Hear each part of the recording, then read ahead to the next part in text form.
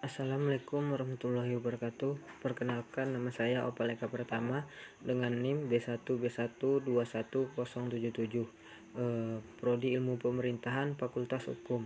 Di sini saya akan menjelaskan beberapa materi tentang filsafat.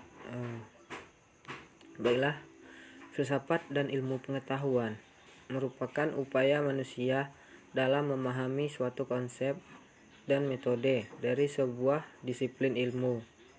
Perubahan zaman dan perkembangan telah mengantar filsafat ke suatu konfigurasi dengan menunjukkan bagaimana pohon ilmu pengetahuan bertumbuh, mekar, dan bercabang secara subur dari masing-masing disiplin ilmu.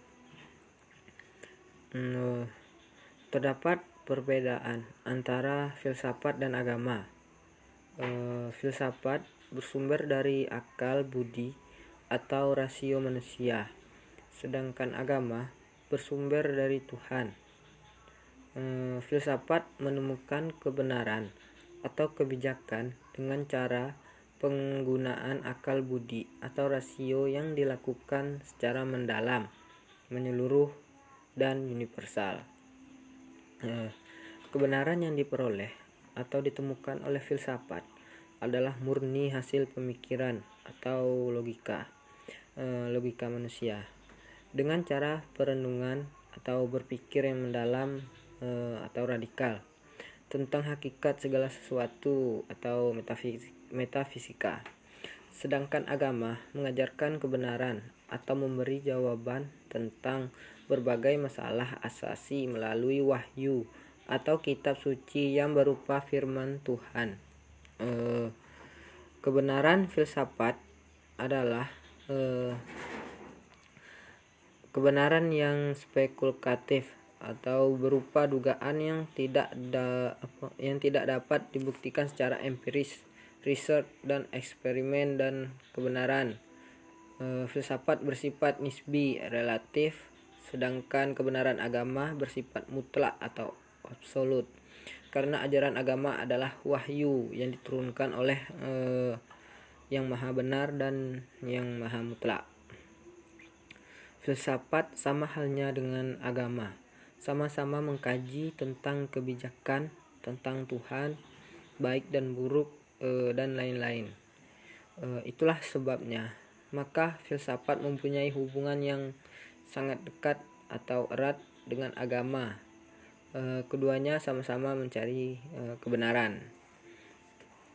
Filsafat dengan cara tersendiri berusaha menemukan hakikat sesuatu, baik tentang alam, manusia, maupun tentang Tuhan. Sementara agama dengan karakteristiknya tersendiri memberikan jawaban atas segala persoalan asasi perihal alam, manusia, dan Tuhan. Filsafat dan agama mempunyai hubungan yang erat dan saling terkait antara satu dan yang lainnya, di mana keduanya memiliki kekuatan daya gerak dan refleksi yang berasal dari manusia. Dalam diri manusia terdapat daya menggerakkan filsafat dan agama, yaitu melalui akal pikir, rasa, dan keyakinan. Hubungan yang lebih dekat lagi dapat disaksikan bahwa hal-hal yang tidak terjangkau oleh akal pikiran atau filsafat akan terjawab melalui wahyu atau agama. Dengan demikian, antara filsafat dan agama dapat saling mengisi dan saling melengkapi sehingga menjadi lengkaplah sudah kebutuhan manusia untuk memenuhi keberadaan alam, manusia, dan Tuhan.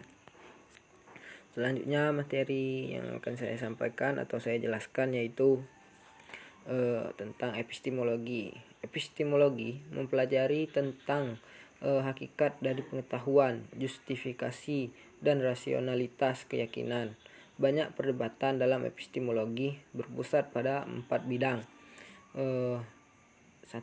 Analisis filsafat terkait hakikat dari pengetahuan dan bagaimana hal ini berkaitan dengan konsep-konsep seperti kebenaran, keyakinan, dan justifikasi. 2.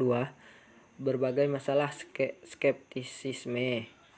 Yang ketiga, sumber-sumber dan ruang lingkup pengetahuan yang justifikasi atas keyakinan. Yang keempat, kriteria bagi pengetahuan dan justifikasi. Epistemologi membahas pernyataan-pernyataan seperti apa yang membuat kebenaran yang justifikasi dapat dijustifikasikan. Apa artinya apabila mengatakan bahwa seseorang mengetahui sesuatu? Dan pertanyaan yang mendasar, bagaimana kita tahu bahwa kita ini tahu? Istilah epistemologi pertama kali digunakan oleh filsuf Skotlandia yang bernama James Frederick Ferrier pada tahun 1854. Namun menurut Brett Warren, Raja James ke-6 dari Skotlandia sebelumnya telah mempergunakan konsep filosofis ini dan menggunakannya sebagai personifikasi dan dengan istilah epistemon pada tahun 1591. Materi selanjutnya, ontologi. Ontologi merupakan salah satu kajian filsafat yang saling kuno dan berasal dari Yunani.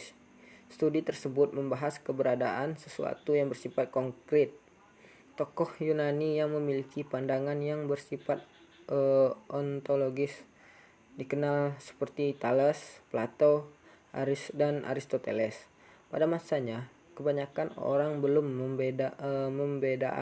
membedakan antara penampakan dan kenyataan.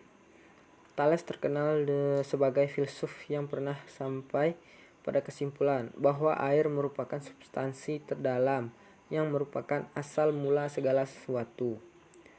Namun yang lebih penting ialah pendiriannya, bahwa mungkin sekali segala sesuatu itu berasal dari satu substansi belaka, sehingga sesuatu itu tidak bisa dianggap atau berdiri sendiri. Hakikat kenyataan atau realitas memang bisa didekati ontologi dengan dua macam sudut pandang. Yang pertama kuantitatif, yaitu dengan mempertanyakan apakah kenyataan itu tunggal atau jamak. Kualitatif, yaitu dengan mempertanyakan apakah kenyataan realitas tersebut memiliki kualitas tertentu, seperti misalnya daun yang memiliki warna kehijauan, bunga mawar yang berbau harum. Secara sederhana, ontologi bisa dirumuskan sebagai ilmu yang mempelajari